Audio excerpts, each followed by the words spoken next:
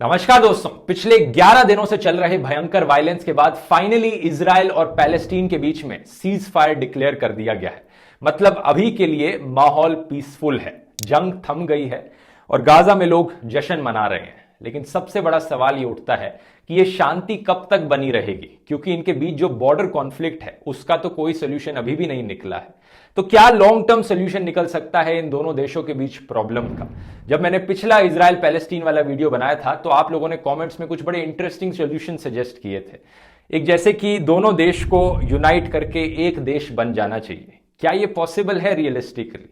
और दोनों देश इसके बारे में क्या सोचते हैं? दोनों साइड के जो अलग अलग पॉलिटिकल ग्रुप्स हैं उनकी क्या राय है लॉन्ग टर्म सॉल्यूशंस के बारे में, और क्या बाकी लॉन्ग टर्म सॉल्यूशंस यहां पर दिखाई देते हैं? आइए करते हैं इन सारी चीजों की एनालिसिस आज के इस वीडियो में। सबसे पहले सबसे इलॉजिकल सॉल्यूशन से शुरुआत करते हैं, जिसे नाम दिया जाता है जीरो स्टेट सॉल्यूशन। इजराइल के पर्सपेक्टिव से इसका मतलब है कि कोई पैलेस्टीन का देश ही नहीं रहेगा। कुछ एक्सट्रीम राइट विंग पॉलिटिशियंस जैसे कि ये भाई साहब प्रपोज करते हैं कि जो पूरी पैलेस्टीन की जमीन है ये एक्चुअली में भगवान ने ज्यूज के लिए गिफ्ट करी है, इसलिए ये पूरी जमीन इजराइल को ही बिलोंग करती है। अब अगर ये सोल्यूशन अप्लाई किया जाएगा तो पैलेस्टीनियन लोग पूछेंगे मेरी कोई फीलिंग नहीं है, क्या करूं मैं, मर जाऊं? जो लोग इस सॉल्यूशन को प्रपोज करते हैं वो कहते हैं कि पैलेस्टीनियन लोग बेसिकली अरब लोग हैं, तो उन्हें अपना सामान बांधकर किसी अरब देश में रहने चले जाना चाहिए। अब similar zero state solution Palestinian के पर्सपेक्टिव से भी एग्जिस्ट करता है। पैलेस्टीन में कई एक्सट्रीमिस्ट लोग मानते हैं कि इजराइल जैसा कोई देश नहीं है और कोई इजराइल जैसा देश रहना भी नहीं चाहिए। जो इजरायली लोग हैं वो बेसिकली यूरोप से आए हुए लोग हैं, तो इजरायली लोगों को अपना सामान बांधकर यूरोप में रहने चले जाना चाहिए। पैलेस्टीनियन इस्लामिक जिहाद नाम का एक एक्सट्रीमिस्ट ग्रुप है पैलेस्टीन में जो इस सॉल्यूशन को प्रपोज करता है। लेकिन थैंकफुली दोनों साइडों में बहुत कम ऐसे लोग हैं जो सही में मानते हैं कि हम रियलिस्टिकली एक जीरो स्टेट सॉल्यूशन को इंप्लीमेंट कर सकते हैं। तो इसलिए हम आते हैं अगले सॉल्यूशन पर, जिसे कहा जाता है थ्री स्टेट सॉल्यूशन। 1949 में पहली अरब इजरायली वॉर के बाद नक्शा कुछ ऐसा दिखता था। अगर आपको याद हो तो गाजा का जो एरिया था वो इजिप्ट ने ऑक्यूपाई कर लिया था, वेस्ट बैंक का एरिया जॉर्डन ने ऑक्यूपाई कर लिया था, और ये सिचुएशन मेंटेन रही थी 1967 तक। तो three state solution basically suggest करता है कि यही सिचुएशन वापस से हो जाए। गाजा को इजिप्ट के साथ मिला लिया जाए, वेस्ट बैंक का एरिया जॉर्डन को दे दिया जाए, और जो पैलेस्टीनियन लोग इन दो एरियाज में रहते हैं उन्हें इन्हीं दो कंट्रीज की सिटीजनशिप दे दी जाए। वेस्ट बैंक के पैलेस्टीनियन लोगों को जॉर्डन की सिटीजनशिप मिल जाएगी और गाजा में रहने वाले पैलेस्टीनियन लोगों को इजिप्ट की सिटीजनशिप मिल जाएगी। तो यह है थ्री स्टेट सॉल्यूशन। कई अमेरिकन कमेंटेटर्स और डिप्लोमैट्स हैं जैसे कि डैनियल पाइप्स जो इस थ्री स्टेट सॉल्यूशन को प्रपोज करते हैं। लेकिन इस सॉल्यूशन के साथ प्रॉब्लम यह है कि पैलेस्टीनियंस का राइट टू सेल्फ डिटर्मिनेशन खत्म हो जाता है।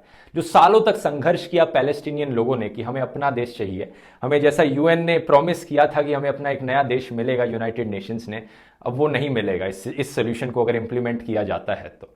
क्योंकि पैलेस्टीनियन लोग फिर पैलेस्टीनियन नहीं रहेंगे बल्कि वो इजिप्शियन या जॉर्डेनियंस बन जाएंगे। दूसरी प्रॉब्लम इस सॉल्यूशन के साथ है कि ना तो इजिप्ट और ना ही जॉर्डन राजी होगा ये करने के लिए। 2009 में एक इजिप्शियन डिप्लोमैट ने क्लियरली कहा था कि गाजा अब इजिप्ट की रिस्पॉन्सिबिलिटी नहीं है। इजिप्ट अपने हाथ पीछे करता है जब गाजा का सवाल आता है तो। और ये आप सोच ही सकते हैं ऐसा क्यों है, क्योंकि गाजा में इतने एक्सट्रीमिस्ट ग्रुप्स हैं। अगर इजिप्ट अचानक से उन्हें उस एरिया को अपने अंडर ले आएगा तो कौन सरदर्द उठाएगा उन एक्सट्रीमिस्ट ग्रुप्स को हैंडल करने का? इजिप्ट आज के दिन बड़ा खुश है कि 1977 के बाद से उसकी इजराइल के साथ पीस ट्रीटी है, तो वो शांति मेंटेन रखना चाहता है। दूसरी तरफ जॉर्डन के ऑफिशियल्स का भी ऐसा ही कुछ कहना है कि अगर हम इतने सारे पैलेस्टीनियन लोगों को जॉर्डन की सिटीजनशिप दे देंगे तो इसका मतलब होगा कि हमारी जॉर्डेनियन आइडेंटिटी का ये नुकसान हो रहा है। तो इसके बाद आता है अभी तक का सबसे पॉपुलर सोल्यूशन जो ज्यादातर लोग दुनिया में सजेस्ट करते हैं, two state solution. In fact India ने भी यही सजेस्ट किया है, इजराइल पैलेस्टीन को दो देश बने रहना चाहिए। इस सॉल्यूशन के अकॉर्डिंग 1967 के बॉर्डर्स इस्तेमाल किए जाएंगे। जो एरिया आज के दिन इजराइल के मिलिट्री कंट्रोल में है वो पैलेस्टीन का देश होना चाहिए वेस्ट बैंक में, और गाजा में पैलेस्टीन का देश होना चाहिए। 1991, 1993, 2000, 2001, 2013, 14 इन सारे सालों में जो पीस टॉक्स हुई थी इजराइल पैलेस्टीन के बीच में वो इसी टू स्टेट सॉल्यूशन पर आधारित थी। पैलेस्टीन में जो पीएलओ है वो इस टू स्टेट सॉल्यूशन को चाहती है, लेकिन हमास जो ऑर्गेनाइजेशन थी वो इस टू स्टेट सॉल्यूशन के खिलाफ थी, वो इजराइल को मिटाना चाहती थी अंटिल 2017। 2017 में हमास ने भी एग्री कर लिया। इन्होंने भी कह दिया कि ठीक है, हम 1967 के बॉर्डर के अकॉर्डिंग ही दो देशों को बांट देते हैं। पिछले 50 सालों में जो यूनाइटेड नेशंस ने रेजोल्यूशंस पास करी थी वो भी इसी टू स्टेट सोल्यूशन को सपोर्ट करती है। तो प्रॉब्लम क्या है? आज के दिन तो हर कोई एग्री करता है इस टू स्टेट सोल्यूशन से। प्रॉब्लम है जो वेस्ट बैंक के अंदर इजराइल की सेटलमेंट्स हो रही हैं, जिन्हें यूनाइटेड नेशंस ने इलीगल ठहराया है और जो इतनी डेवलप्ड हो चुकी हैं, बड़ी बड़ी दीवारें हैं, प्रॉपर हाउसिंग है, स्कूल हैं, अस्पताल हैं, और जहां पर इजरायली लोग रहने लग रहे हैं, जूइश लोग रहने लग रहे हैं, उनका क्या किया जाए? क्या उन्हें वहां से हटाया जाए? उन्हें वापस इजराइल के मेन लैंड एरिया में आने को कहा जाए? इस प्रॉब्लम के लिए कुछ लोग सजेस्ट करते हैं कि यहां पर लैंड स्वैपिंग करी जाए, यानी जिन एरियाज में इजराइल ने सेटलमेंट्स बनाई हैं वेस्ट बैंक में, वो इजराइल के पास ही रहे, लेकिन पैलेस्टीन को कॉम्पनसेट करने के लिए कहीं और इजराइल जमीन दे दे अपनी। दूसरा, कुछ लोग सजेस्ट करते हैं कि जो इजरायली जूइश लोग वेस्ट बैंक में सेटलमेंट्स में रह रहे हैं, वो अब पैलेस्टीन देश का पार्ट बन जाएंगे और उन्हें पैलेस्टीनियन और इजरायली डुअल सिटीजनशिप दे दी जाए और फिर चॉइस उनके पास होगी, वो पैलेस्टीन में रहना चाहते हैं या फिर इजराइल लौटकर चले जाएं। ऐसा करने का मतलब होगा कि ढेर सारे इजरायली ज्यूज एक सिग्निफिकेंट माइनॉरिटी पॉपुलेशन बन जाएंगे एक नए पैलेस्टीन के देश में। और सिचुएशन और कॉम्प्लेक्स हो जाती है जब आप इसे रियलाइज करेंगे कि आज के दिन के इजराइल में करीब 21% इजरायली पॉपुलेशन अरब लोग हैं, जिनमें कई सारे लोग अरब मुस्लिम्स भी हैं और अरब ज्यूज भी हैं। तो अगर दो देश ऐसे बांटे जाएंगे और दोनों देशों में एक सिग्निफिकेंट 20-25% माइनॉरिटी पॉपुलेशन रहेगी दूसरे देश की, अगर किसी भी रीजन से वायलेंस छिड़ जाता है, कम्युनल वायलेंस हो जाता है, कोई रिवेंज को लेकर अटैक करना शुरू कर देता है माइनॉरिटीज पर, और दूसरे देश में भी फिर उसके रिवेंज के फॉर्म में माइनॉरिटीज पर अटैक दिखाई देगा, तो दोनों देशों की माइनॉरिटीज ऐसे केस में डर के माहौल में रहेंगी। तो इन्हीं सारे पॉइंट्स को काउंटर करने के लिए दोस्तों एक फाइनल सॉल्यूशन सजेस्ट किया जाता है, वन स्टेट सॉल्यूशन, यानी इजराइल और पैलेस्टीन यूनाइट होकर एक कंट्री बन जाए और एक सेक्युलर डेमोक्रेटिक देश बने, जहां पर इजरायली, पैलेस्टीनियन, ज्यूज, मुस्लिम्स, अरब सब के लिए देश बराबर हो, सबको इक्वल फ्रीडम और इक्वल राइट्स मिले। कुछ लोगों ने इस कंबाइंड देश के नाम भी सोच लिए हैं, जैसे कि इजराटाइम, इजराइलो पैलेस्टीन, कई नाम हो सकते हैं। कुछ लोगों ने इसके जॉइंट फ्लैग्स भी बनाने शुरू कर दिए हैं। ये वन स्टेट सॉल्यूशन एक्चुअली पिछले 20 सालों से डिस्कस किया जा रहा है। 2004 के पैलेस्टीनियन प्राइम मिनिस्टर ने इस चीज को सपोर्ट किया था। अभी के जो इजराइल के प्रेसिडेंट हैं वो भी वन स्टेट सॉल्यूशन को सपोर्ट करते हैं, ये कहते हुए कि वो प्रेफर करेंगे कि एक देश हो जहां पर पैलेस्टीनियंस, मुस्लिम्स, क्रिश्चियंस और जूज साथ में मिलकर रह सकें, इंस्टेड ऑफ कि हम जमीन को डिवाइड करें। इसके अलावा कई फेमस पैलेस्टीनियन और इजरायली जर्नलिस्ट हैं, ऑथर्स हैं, जिन्होंने इस सॉल्यूशन को सपोर्ट किया है, ये आर्ग्यू करते हुए कि दोनों देश अभी एक तरह से एक ही देश की तरह एक्ट करते हैं। इनका हाईवे नेटवर्क एक है, इनकी इलेक्ट्रिक ग्रिड एक है, इंटरनेशनल बॉर्डर्स इनके सेम है, एक्वाफायर्स इनके सेम हैं, तो क्यों ना इन्हें एक ही देश की तरह बना दिया जाए। Palestinian centre for policy and survey research ने एक सर्वे कंडक्ट किया था, जिसने पाया था कि पैलेस्टीन में 39% लोग जो है वो टू स्टेट सॉल्यूशन को सपोर्ट करते हैं और 37% लोग वन स्टेट सॉल्यूशन को सपोर्ट करते हैं। इजराइल में भी ऐसा ही है, ज्यादातर लोग टू स्टेट सॉल्यूशन को सपोर्ट करते हैं, लेकिन एक strong but very outspoken minority है जो वन स्टेट सॉल्यूशन को सपोर्ट करती है। इस वन स्टेट सॉल्यूशन के फायदे कई हैं। इनका मिलिट्री बजट कम होगा, इतना सारा पैसा इन्हें हथियारों पर स्पेंड नहीं करना पड़ेगा। वहां जो पैसा बचेगा ये फाइनली डेवलपमेंट में लगा सकते हैं, एजुकेशन, हेल्थ केयर पर पैसा खर्च कर सकते हैं। फाइनली एक लॉन्ग लास्टिंग पीस मेंटेन किया जा सकेगा क्योंकि सबको इक्वल राइट्स मिलेंगे। तो सवाल ये उठता है कि अगर ये सॉल्यूशन इतना ही अच्छा है, क्या इसके काउंटर आर्ग्यूमेंट्स हो सकते हैं? मेनली सारे काउंटर आर्ग्यूमेंट्स डर पर आधारित हैं, फियर पर। जो 2007 के प्राइम मिनिस्टर थे इजराइल के, उन्होंने कहा था कि अगर वन स्टेट सॉल्यूशन होगा तो जो पैलेस्टीनियन लोग हैं वो मेजॉरिटी बन जाएंगे देश में, और वो मुस्लिम्स हैं तो वो एक इस्लामिक राष्ट्र बनाना चाहेंगे देश पर, और ये ज्यूज के लिए बड़े खतरे की बात है।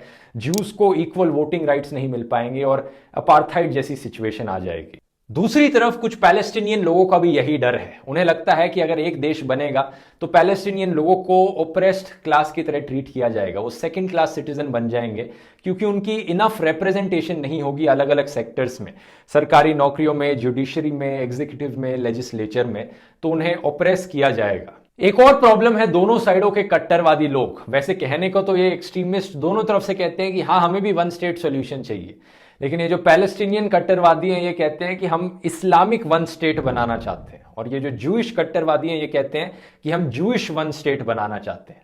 ऑब्वियस आंसर तो इसका यही है कि एक सेक्युलर देश होना चाहिए जिसमें दोनों टाइप के लोग रह पाए, लेकिन फिर यही कट्टरवादी एक्सट्रीमिस्ट लोग प्रॉब्लम्स क्रिएट करते हैं, कहीं पर असैसिनेशंस करते हैं तो कहीं पर ये बॉम्ब ब्लास्ट करते हैं। तो हुआ यह है कि दोनों देशों की आम जनता एक प्रिजनर्स डिलेमा में फंस गई है।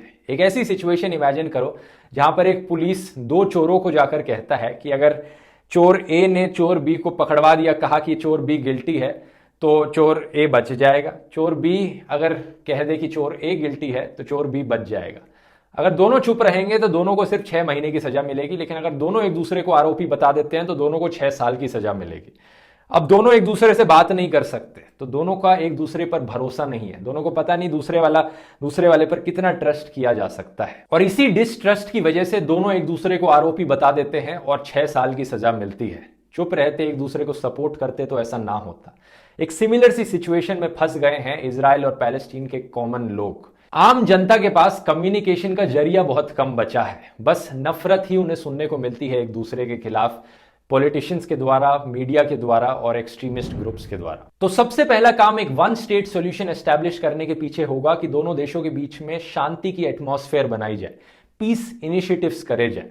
म्यूजिक कॉन्सर्ट्स, एक दूसरे के जो सेलिब्रिटीज हैं, राइटर्स हैं, म्यूजिशियंस हैं, सिंगर्स हैं, एक्टर्स हैं, इंटेलेक्चुअल्स हैं, वो एक दूसरे के देशों में जाकर कॉन्सर्ट्स करें, फंक्शंस क्रिएट करें। और जब ऐसा किया जाएगा ऑब्वियसली वायलेंस के चांसेस बढ़ेंगे, तो वहां पर यूज करे इजराइल अपनी मिलिट्री को शांति क्रिएट करने में, सिक्योरिटी बनाए वहां पर इजरायली पुलिस फोर्स। इनकी वैसे भी पुलिस की टेक्नोलॉजी, मिलिट्री की technology one of the best है दुनिया में। कई तरीके हैं ये करने के। और इसके बाद एक देश, एक यूनाइटेड देश कैसे बना रह सकता है, इसके लिए इजराइल और पैलेस्टीन इंस्पिरेशन ले सकते हैं बेल्जियम, कनाडा और स्विट्जरलैंड जैसे देशों से। बेल्जियम एक ऐसा देश है जो ऑलमोस्ट कंप्लीटली डिवाइडेड है दो भाषाओं के बीच में। एक तरफ जो सदर्न कम्युनिटी है वो सिर्फ फ्रेंच भाषा बोलती है, और जो नॉर्दर्न में पूरा नॉर्दर्न बेल्जियम है वो डच भाषा बोलता है। और काफी दुश्मनी है इन दोनों कम्युनिटीज के बीच में, लेकिन फिर भी बेल्जियम एक देश की तरह एग्जिस्ट कर पाता है।